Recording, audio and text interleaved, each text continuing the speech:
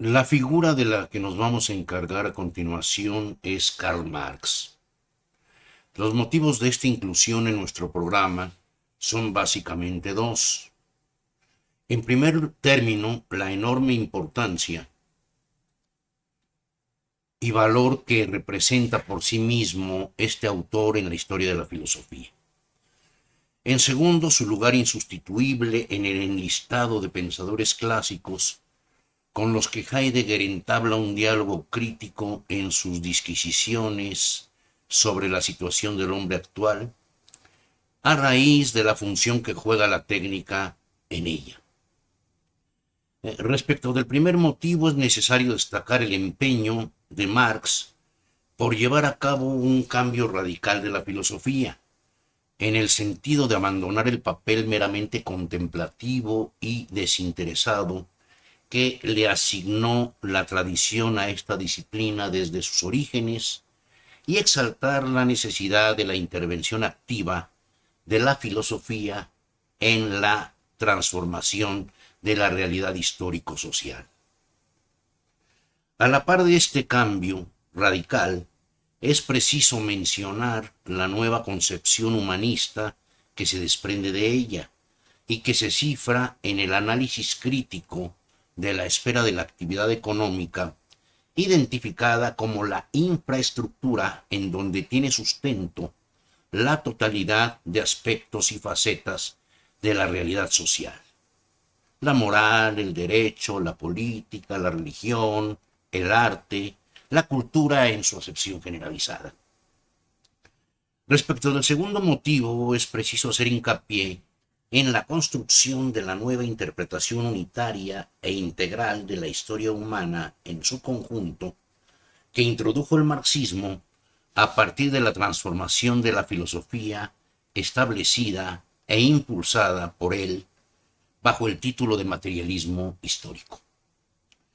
Es aquí donde tiene lugar el papel hermenéutico de identificación y desfetichización de la labor realizada por Marx y Engels acerca de la enajenación y el desarraigo del hombre encubierta y disfrazada por las cosmovisiones imperantes, el idealismo, el liberalismo, el cosmopolitismo abstracto, el derecho natural igualitario, etc.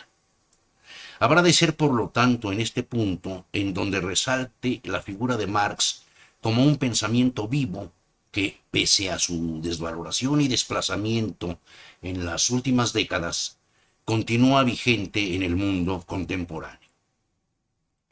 El título de nuestra exposición es el siguiente: La interpretación del marxismo como filosofía, y lleva como subtítulo el replanteamiento de la crítica de Marx a Hegel. Como siempre lo hacemos, vamos a iniciar con una sinopsis, con un resumen de los puntos más destacados por los que habremos atravesar a lo largo de la exposición. En primer lugar, la significación de la teoría marxista como pensamiento filosófico. La vinculación de Marx con Hegel. La controversia entre los teóricos marxistas sobre esta vinculación.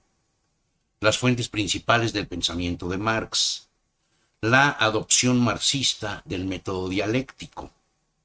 La inversión materialista del idealismo hegeliano. Después, la crítica de Marx a Hegel como el eje principal de la posición del marxismo frente a la filosofía tradicional. El significado y valor de la filosofía marxista como pensamiento revolucionario. Su función principal como transformación de la realidad social. El papel del proletariado como agente histórico de la realización de dicha transformación. El punto de partida de la inversión materialista del idealismo hegeliano, la crítica a la filosofía del Estado de Hegel, la incursión de Marx en el ámbito de la economía política, Smith y Ricardo principalmente, el apoyo del estudio de la economía como consolidación de la posición materialista de Marx, la influencia de Feuerbach en la crítica a la filosofía y a la dialéctica hegelianas en general. Enseguida, el paralelismo del idealismo hegeliano y la teoría económica de Proudhon, la crítica marxista al carácter ahistórico y abstracto de las leyes de la economía. La desmitificación y desfetichización ideológicas del idealismo hegeliano y de la ciencia económica imperante.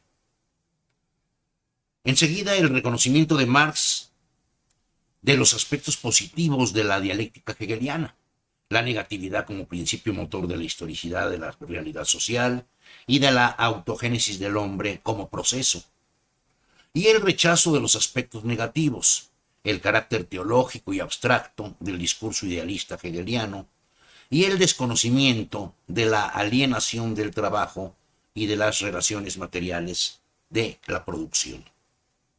Después, el descubrimiento de la importancia histórica de la alienación, el análisis de las causas y consecuencias del trabajo enajenado, la afirmación de la condición natural de la realidad humana en oposición a la interpretación idealista hegeliana del hombre como predicado de la autoconciencia del espíritu. Enseguida, la interpretación de la dialéctica como método inmanente al objeto de su aplicación, la importancia de su correcto empleo en el estudio de la realidad social, material y concreta, en oposición al carácter abstracto de su objeto en el sistema de la dialéctica especulativa y de las categorías que lo constituyen. La negación de la creación de un nuevo sistema categorial, la necesidad, mejor dicho, de la creación de un nuevo sistema categorial.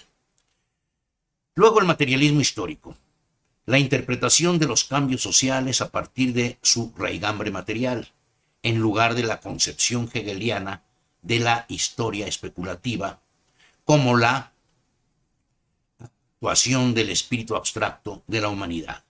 La crítica de Marx a la consumación de la historia en la figura del saber absoluto.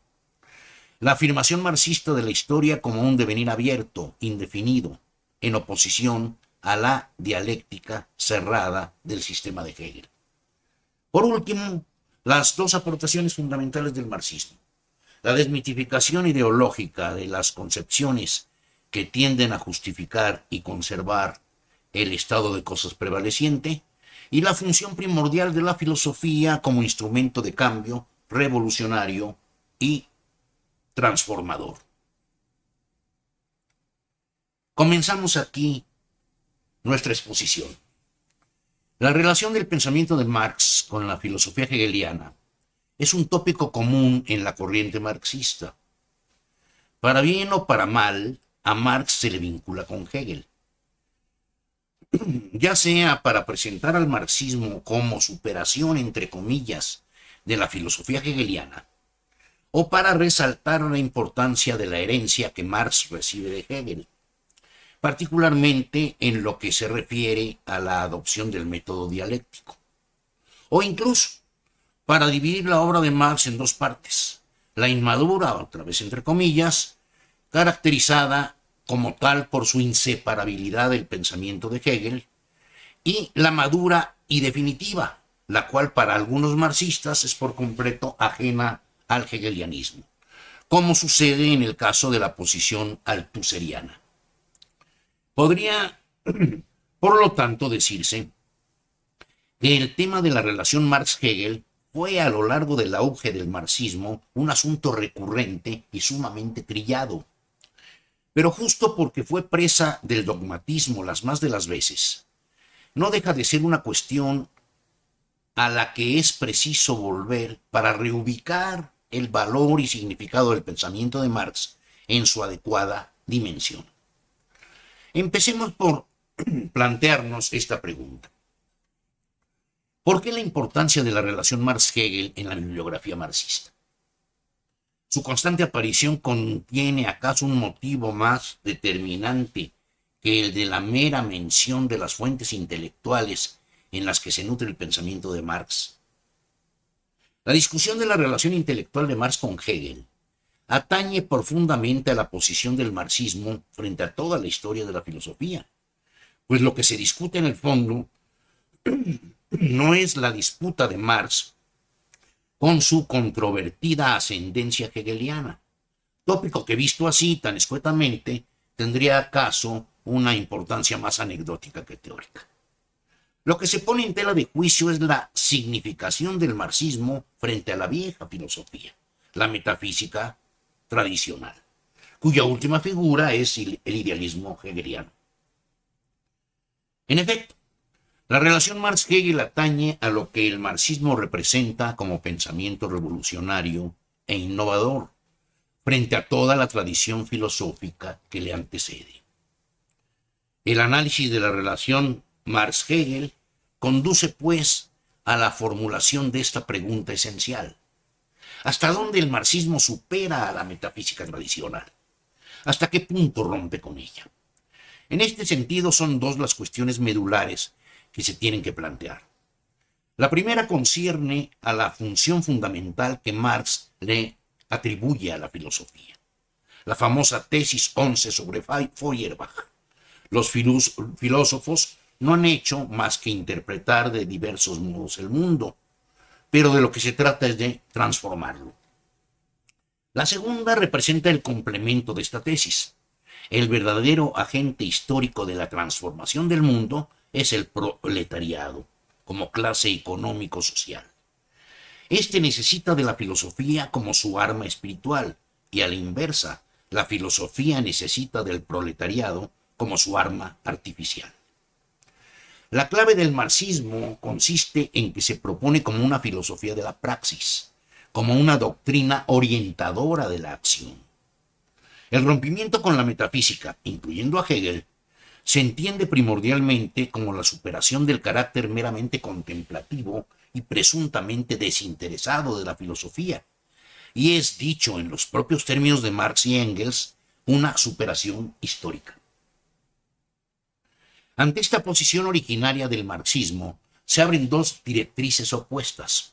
Una, la que sostiene que la teoría marxista, debido a su significación práctica, a su compromiso con la transformación de la realidad social, y sobre todo a su fundamentación en la ciencia económica, representa la superación propiamente dicha de toda la filosofía, mediante su conversión en una doctrina estrictamente científica, liberada de toda clase de fantasmas especulativos. La otra, que conserva intacto el carácter filosófico del pensamiento marxista, pero sin menoscabo de esta conservación, lo presenta como la única filosofía científica en la que desemboca la historia entera del pensamiento occidental. No vamos a entrar en la discusión de estas dos interpretaciones extremosas, simple y sencillamente porque no es el tema que nos ocupa. Baste nombrar como representante de la primera actitud a Althusser y de la segunda al materialismo dialéctico, al denominado diamat stalinista. Pero también es necesario agregar la existencia de posiciones más razonables y moderadas, como es el caso de Gramsci, Korsch, Kossig y el propio Lukács. De Lukács, sobre todo, la historia y conciencia de clase y la ontología del ser social. En lugar del análisis de este punto, cuya controversia levantó muchos enconados debates y descalificaciones dogmáticas, nos vamos a concentrar estrictamente en la crítica de Marx a Hegel.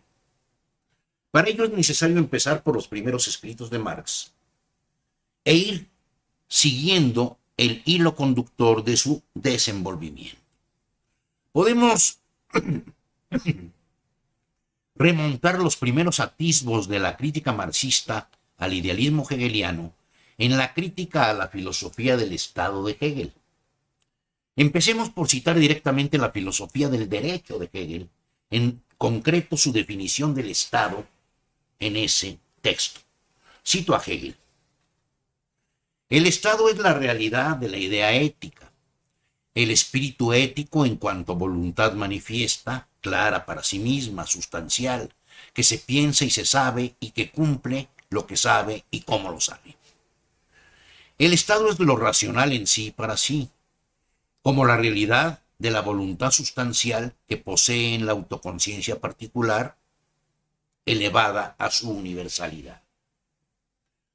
Esta unidad sustancial como absoluta e inmóvil finalidad última de sí misma, es donde la libertad alcanza la plenitud de sus derechos, así como esta finalidad última tiene un derecho superior al de los individuos, cuyo deber supremo es el de ser miembros del Estado.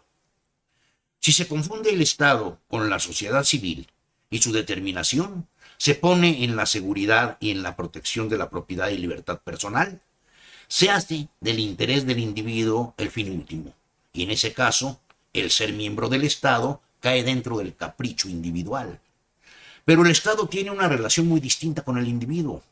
El individuo mismo tiene verdad, objetividad y eticidad solo como miembro del Estado, pues el Estado es el espíritu objetivo. La unión como tal es el verdadero contenido y fin, y la determinación de los individuos es llevar una vida universal. Considerada abstractamente, la racionalidad consiste en la unidad y compenetración de la universalidad y de la individualidad, y concretamente, en cuanto a contenido, es unidad de la libertad objetiva, esto es, de la voluntad sustancial universal, con la libertad subjetiva. Esta idea es el ser eterno en sí y para sí necesario del espíritu. Hasta aquí la cita de la filosofía del derecho de Hegel. Extraigamos algunas frases decisivas de este texto. El Estado es la realidad de la idea ética. Es el espíritu ético en cuanto a voluntad manifiesta, clara para sí misma, sustancial. El Estado es lo racional en sí para sí, como la realidad de la voluntad sustancial que posee en la autoconciencia particular, elevada a su universalidad. En este pequeño párrafo, Hegel define al Estado como la manifestación fenoménica de la idea, del espíritu considerado como lo verdaderamente real y sustancial.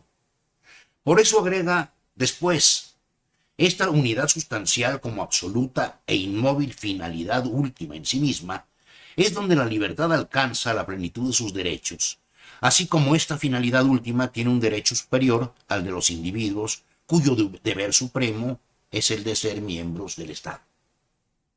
No puede ser más claro. El Estado como la encarnación de la idea, absoluta e inmóvil, está por encima de los individuos. Es la instancia en donde estos alcanzan la plenitud de sus derechos. Todavía más, si se confunde el Estado con la sociedad civil y su determinación, se pone en la seguridad y en la protección de la propiedad y la libertad personal, el ser miembro del Estado cae dentro del capricho individual.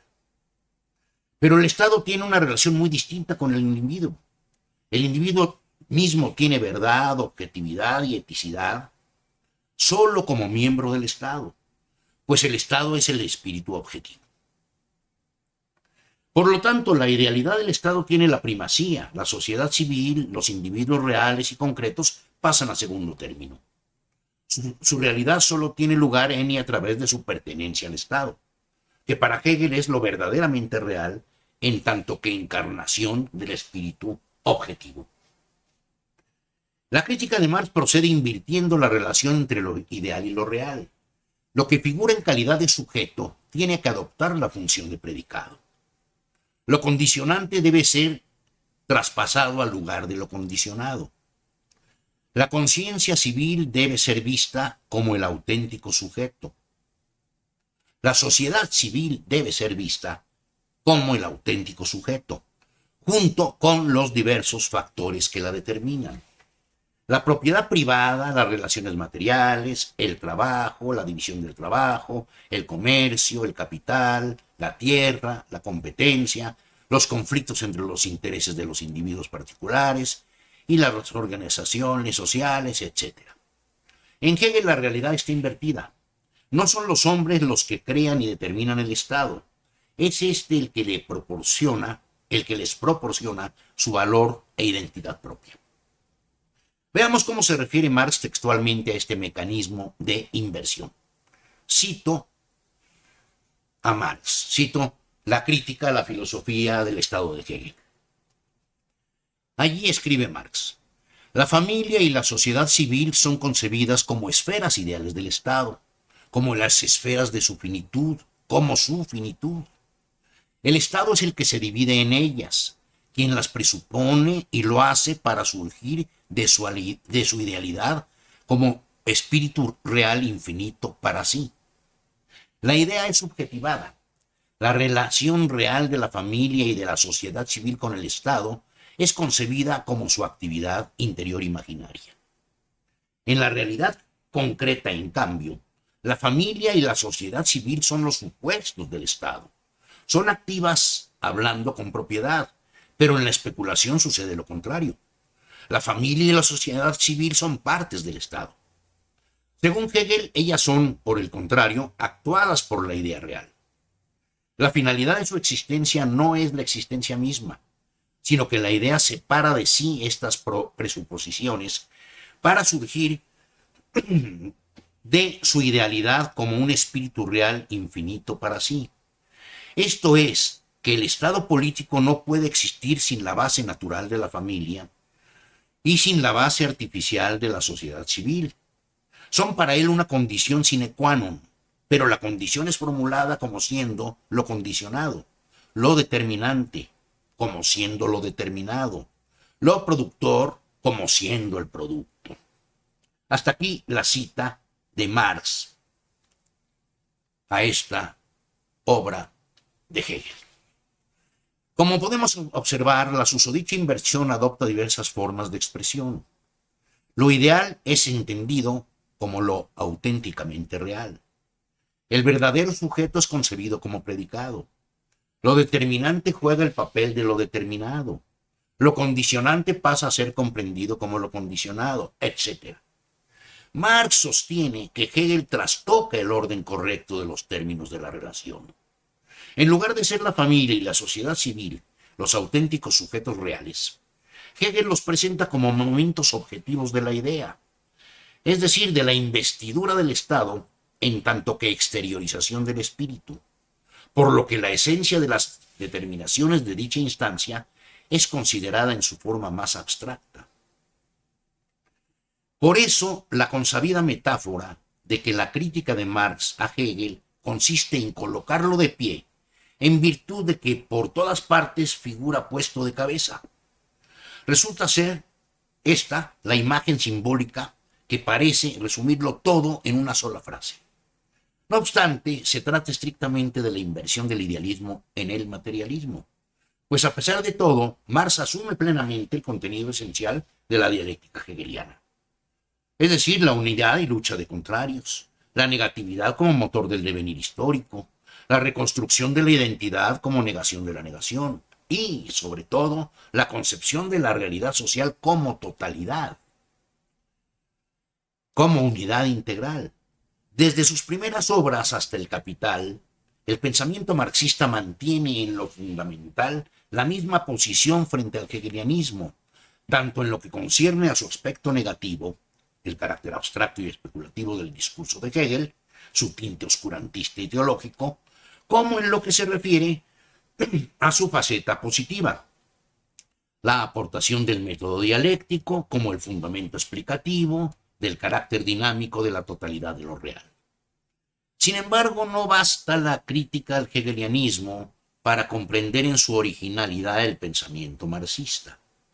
Si bien es cierto que Marx recibe el influjo de Hegel, el marxismo como filosofía, cuya principal finalidad es expresamente la transformación de la realidad social, también es receptor de otras influencias no menos determinantes.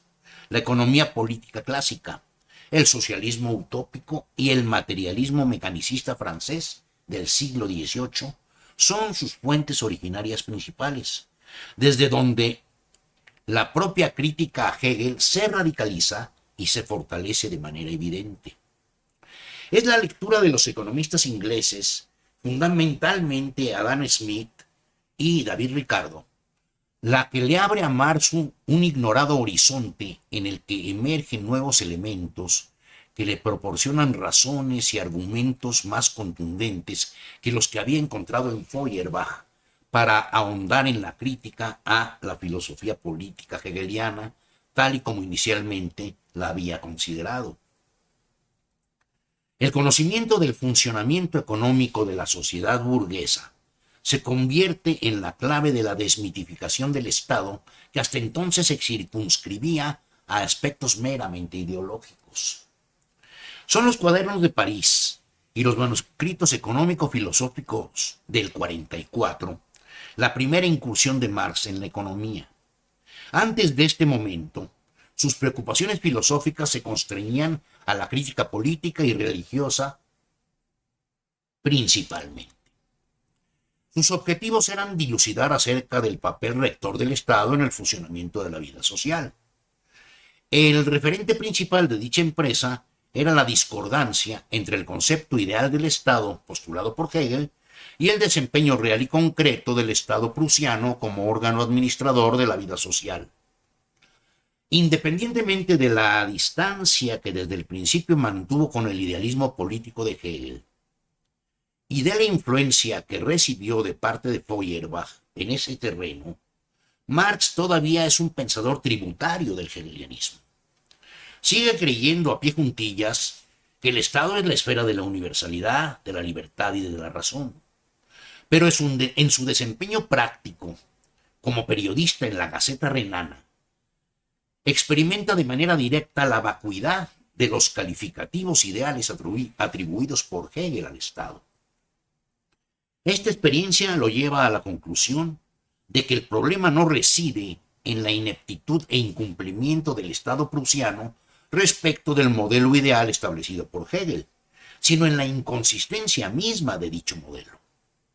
El maestro Adolfo Sánchez Vázquez, en su valioso estudio introductorio a la edición española de los Cuadernos de París, describe muy bien la cuestión cuando dice: en los primeros meses de 1843, su herencia hegeliana sufre un duro golpe.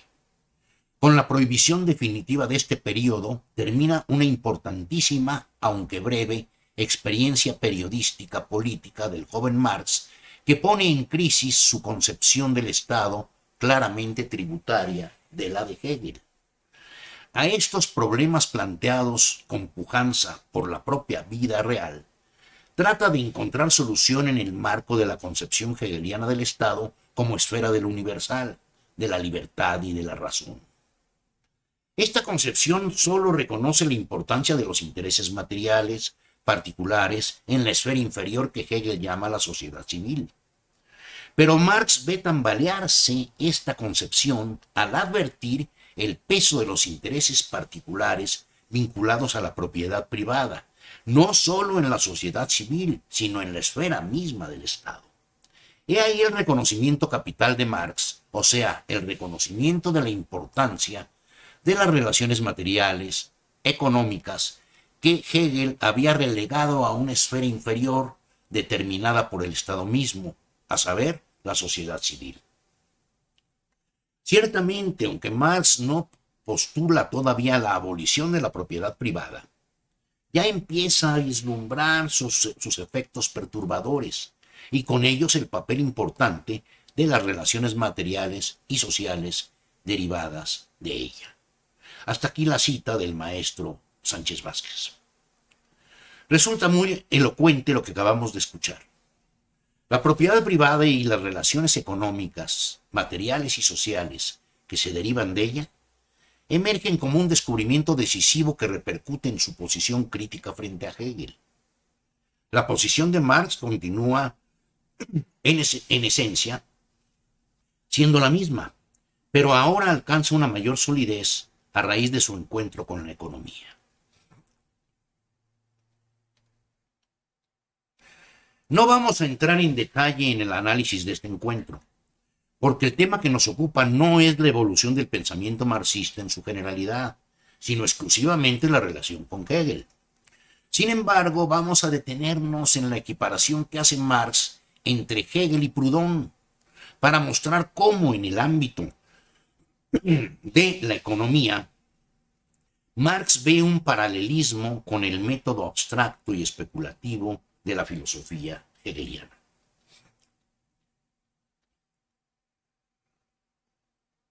En 1847, Marx escribe la miseria de la filosofía, en el que dedica un apartado titulado La metafísica de la economía política. Allí presenta el paralelismo al que nos referimos entre Proudhon y Hegel. Vamos a hacer un extracto de párrafos para exponer los argumentos que esgrime Marx a este respecto. Comienza por decir: decididamente el señor Proudhon ha querido asustar a los franceses, tirándoles a la cabeza frases casi hegelianas. Tenemos pues que habérnoslas con dos hombres, primero con el señor Proudhon y después con Hegel. ¿Cómo se distingue el señor Proudhon de los otros economistas? ¿Y qué papel desempeña Hegel en la economía política del señor Proudhon? Los economistas expresan las relaciones de la producción burguesa, la división del trabajo, el crédito, la moneda, etc., como categorías fijas, inmutables, eternas. El señor Proudhon, que tiene ante sí estas categorías completamente formadas, quiere explicarnos el acto de formación, la generación de estas categorías, principios, leyes, ideas, pensamientos. Los economistas nos explican cómo se producen esas relaciones, es decir, el movimiento histórico que las engendra. El señor Proudhon, habiendo tomado esas relaciones como principios, categorías, pensamientos abstractos, no tiene más que poner en orden esos pensamientos que ya están ordenados alfabéticamente al fin de todo tratado de economía política. Los materiales de los economistas son la vida activa y dinámica de los hombres. Los materiales del señor Proudhon son los dogmas de los economistas. Pero desde el momento en que no se persigue el movimiento histórico de las relaciones de producción, del que las categorías no son sino la expresión teórica, desde el momento en que no se quiere ver en esas categorías más que ideas y pensamientos espontáneos, independientes de las relaciones reales, se está forzado a asignar como origen de estos pensamientos al movimiento de la razón pura. ¿Cómo hacen nacer esos pensamientos la razón pura, eterna, impersonal? ¿Cómo procede para producirlos? Si tuviéramos la intrepidez del señor Proudhon en materia de hegelianismo, diríamos que la razón pura se distingue en sí misma de ella misma. ¿Qué significa esto? Como la razón impersonal no tiene fuera de ella ni terreno sobre el que pueda asentarse, ni objeto al que pueda oponerse, ni sujeto con el que pueda combinarse, se ve forzada a dar volteretas situándose, oponiéndose y combinándose. Posición, oposición, combinación. Hablando en griego, tenemos la tesis, la antítesis, la síntesis. En cuanto a los que no conocen el lenguaje hegeliano, les diremos la fórmula sacramental: afirmación, negación y negación de la negación. Así los metafísicos, que al hacer estas abstracciones se imaginan hacer análisis y que a medida que se separan más y más de los objetos imaginan aproximarse a ellos hasta el punto de penetrarlo, esos metafísicos tienen razón a su vez al decir que las cosas de nuestro mundo son bordados cuya trama son las categorías lógicas. He aquí lo que distingue al filósofo del cristiano. El cristiano no conoce más que una sola encarnación de logos, en contra de la lógica. El filósofo conoce un sinfín de encarnaciones. ¿Qué tiene de extraño después de esto que todo lo existente, cuanto vive sobre la tierra y bajo el agua, pueda, a fuerza de abstracción, ser reducido a una categoría lógica, y que de esta manera el mundo real pueda hundirse en el mundo de las abstracciones, en el mundo de las categorías lógicas? Y así, en las categorías lógicas se encuentra la sustancia de todas las cosas. En la fórmula lógica del movimiento se cree haber encontrado el método absoluto, que no solo explica cada cosa, sino que implica además el movimiento de la cosa. De este método absoluto habla Hegel en los términos siguientes: el método es la fuerza absoluta, única, suprema, infinita, de la que ningún objeto puede oponer resistencia. Es la tendencia de la razón a encontrarse, a reconocerse a sí misma en toda cosa. Si cada cosa es reducida a una categoría lógica, y cada movimiento, cada acto de producción al método, de aquí se infiere naturalmente Cada conjunto de productos y de producción, de objetos y de movimientos, se reduce a una metafísica aplicada. Lo que Hegel ha hecho para la religión, el derecho, etc., el señor Proudhon pretende hacerlo para la economía política. En este largo texto que acabamos de leer, queda muy clara la crítica de Marx a Proudhon. Resumidamente, el planteamiento es este. El economista francés hace caso omiso de la realidad empírica de la actividad económica. Las categorías, principios y leyes de la economía política constituyen un mundo autónomo independiente de la realidad concreta.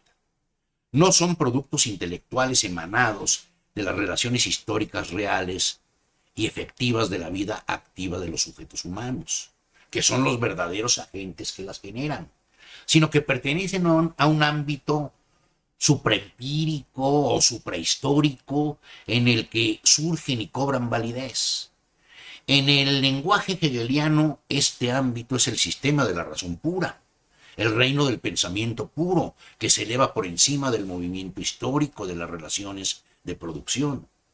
Este reino es, como lo califica Hegel en la ciencia de la lógica, el reino de la verdad, tal y como está en sí y por sí, sin envoltura, en donde la razón no tiene, como dice Marx, ni terreno donde asentarse, ni objeto que pueda oponérsele, ni sujeto con el que pueda combinarse. Pero es justamente en este carácter de incondicionalidad en donde reside su pureza y supremacía. De nueva cuenta, nos encontramos con un mundo invertido. Para Proudhon, la ciencia económica no requiere de la realidad material en manera alguna, ni para generarse como conocimiento riguroso, ni para aplicarse y convalidarse como tal. Sucede exactamente lo contrario. Son los seres humanos los que, al establecer las relaciones sociales, históricas y transitorias, con arreglo al desarrollo de su producción material, quienes tienen que sujetarse a las leyes y principios de esta ciencia pura, cuya validez es inmutable y eterna. En pocas palabras, se trata de la lógica de Hegel trasladada al terreno de la economía. Ahora bien, al margen de la importancia indiscutible que tiene para la formación del joven Marx su incursión en la economía, existe un breve escrito que data de 1844, dedicado de manera exclusiva a la lectura de Hegel, cuyo título es expresamente Crítica de la dialéctica y la filosofía hegelianas en general. Allí encontramos puntualmente tanto los cuestionamientos como los elogios al hegelianismo que Marx tuvo a bien hacer públicos en ese momento determinante de su formación intelectual. Empecemos por los cuestionamientos. Marx comienza por advertir la necesidad de no mezclar la crítica dirigida solamente contra la especulación filosófica con la crítica de las diversas materias: derecho, moral, política, economía, etc. De la mano de Feuerbach, a quien le otorga el mérito de ser el único que mantiene una actitud seria ante la dialéctica hegeliana y alcanza verdaderos descubrimientos en ese terreno, al grado de llegar a ser el verdadero superador de la vieja filosofía, Marx se centra en la fenomenología del espíritu, por ser la obra que representa para él la verdadera cuna del hegelianismo. Cito a Marx. La gran hazaña de Feuerbach consiste, primero, en haber probado que la filosofía no es otra cosa que la religión plasmada en pensamientos y desarrollada de un modo discursivo, de que también ella, por tanto, debe ser condenada como otra forma y modalidad de la enajenación del ser humano. Segundo, en haber fundado el verdadero materialismo y la ciencia real, por cuanto que Feuerbach erige a sí mismo en principio fundamental de la teoría la relación social entre el hombre y el hombre. Y tercero, en haber contrapuesto a la negación de la negación, que afirma ser lo absolutamente positivo, lo positivo que descansa sobre sí mismo y tiene en sí mismo su fundamento. Hasta aquí la crítica, más bien la cita de Marx, enalteciendo las virtudes de Feuerbach, es decir, la crítica a Hegel a través de Feuerbach. Las dos primeras aserciones habrán de prevalecer para siempre en la posición marxista frente a Hegel. la filosofía hegeliana concebida como religión disfrazada en lenguaje discursivo y la reivindicación del materialismo frente al idealismo. El tercer punto, concerniente a la negación de la negación, lo dejamos pendiente por lo pronto, para abordarlo más adelante en el propio desarrollo del examen del texto del que nos estamos encargando. Vayamos al punto fundamental de la crítica marxista. Vuelvo a citar a Marx. Un doble defecto en Hegel. El primero se destaca con la mayor claridad en la fenomenología como la cuna que es de la filosofía hegeliana. Cuando Hegel, por ejemplo, concibe la riqueza, el poder del Estado, como una esencia enajenada del ente humano, solo lo hace en su forma discursiva. Se trata de esencias discursivas y por tanto simplemente de una enajenación del pensamiento puro, es decir, del pensamiento filosófico abstracto. Toda la historia de la exteriorización y toda la revocación de esta no es por tanto otra cosa que la historia de la producción del pensamiento abstracto, es decir, absoluto, del pensamiento especulativo lógico. La enajenación que forma, por tanto, el verdadero interés de esta exteriorización y la abolición de ella es la antítesis del en sí y el para sí, de la conciencia y la autoconciencia, del objeto y el sujeto, es decir, la antítesis del pensamiento abstracto y la realidad sensible o de la sensoriedad real dentro del pensamiento mismo.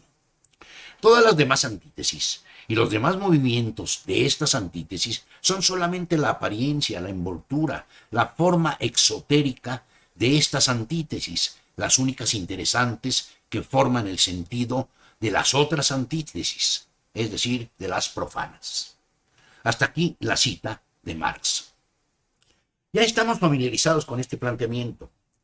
Sigue los mismos pasos que la crítica a Proudhon, la devaluación de la realidad material frente a la exaltación de la primacía de la esfera de la idealidad.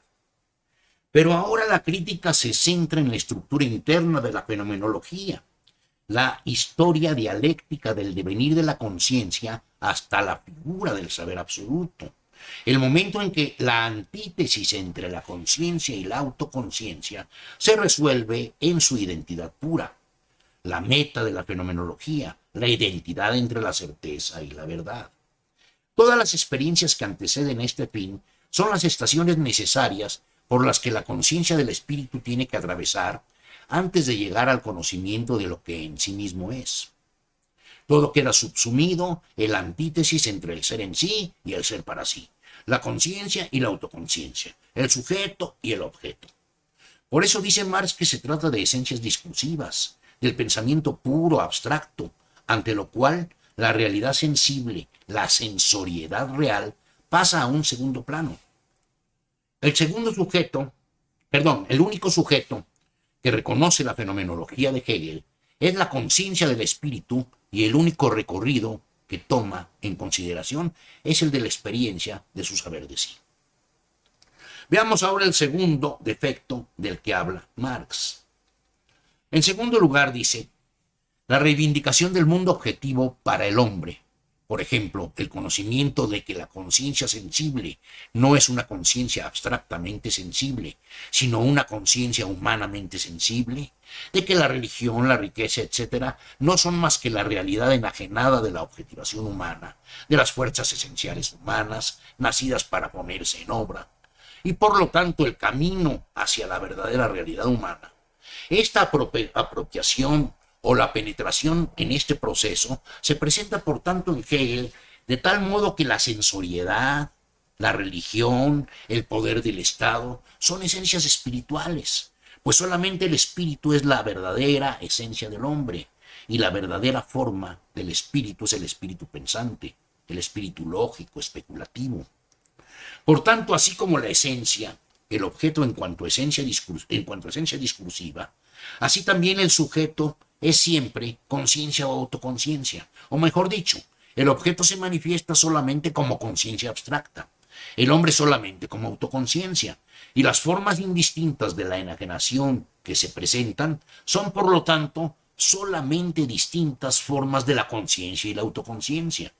Del mismo modo que en sí, la conciencia abstracta es simplemente un momento diferencial de la autoconciencia, Así también se manifiesta como resultado del movimiento la identidad de la autoconciencia con la conciencia. La dialéctica del pensamiento puro es el resultado. Hasta aquí la cita de Marx. Esta crítica no atañe al lugar secundario que ocupa la naturaleza sensible en el discurso hegeliano, sino al carácter ontológico de la realidad material que le es atribuido. Dicha materialidad resulta trastocada en esencia espiritual. La propia condición humana pierde su carácter natural para fungir como espíritu pensante, lógico, especulativo. El mundo real, empírico y concreto también queda diluido en una suerte de fantasmagoría ideal, que es elevada a primer rango, ante la cual todo se halla en calidad de subordinación. El blanco de crítica de Marx continúa siendo la inversión de lo auténticamente real en idealidad pura. Para Hegel el sujeto es la autoconciencia, lo verdaderamente sustantivo. El objeto es la conciencia, es decir, la exteriorización de la autoconciencia, que a lo largo del itinerario fenomenológico adquiere diferentes formas de manifestación, mientras no accede a la meta, el saber absoluto, que es la identidad de la autoconciencia con la conciencia. Esto es el reconocimiento de la autoconciencia en todos sus momentos de objetivación. Pero entonces, así como el hombre real y concreto queda despojado de su carácter natural para ser reducido estrictamente a la forma abstracta de la autoconciencia, la historia real y efectiva también pierde su condición como tal, para restringirse puramente al proceso fenomenológico que describe Hegel, en donde lo único que cuenta es el carácter fenoménico de la exteriorización de la autoconciencia bajo el significado de enajenación, en la medida misma en que no se identifica en el desdoblamiento de sus manifestaciones. Por eso Marx señala que la única alienación que reconoce Hegel es la exteriorización u objetivación del espíritu en todas las formas en que se presenta la actuación de la autoconciencia, mientras el espíritu no alcanza para sí la forma de su concepto puro. Una vez llegado este momento, la enajenación se supera y desaparece, lo cual significa concomitantemente la finalización de la historia.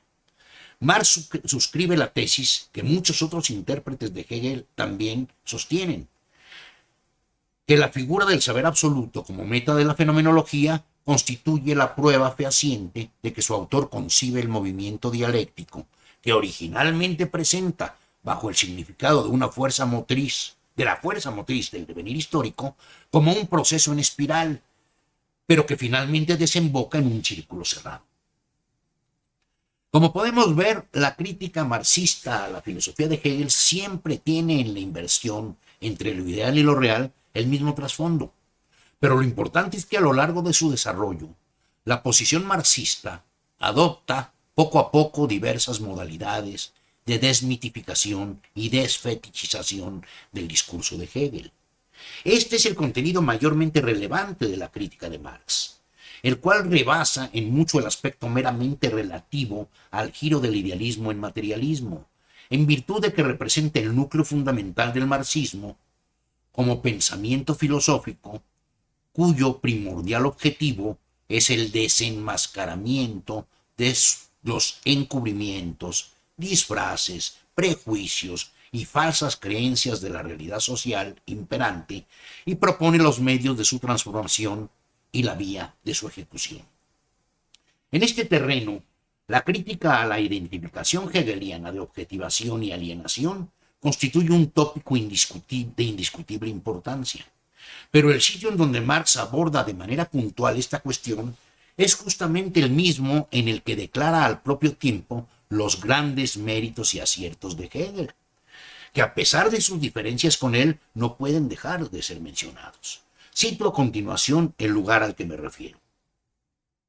Sigue siendo la crítica a la filosofía y a la dialéctica hegelianas en general. Cito a Marx.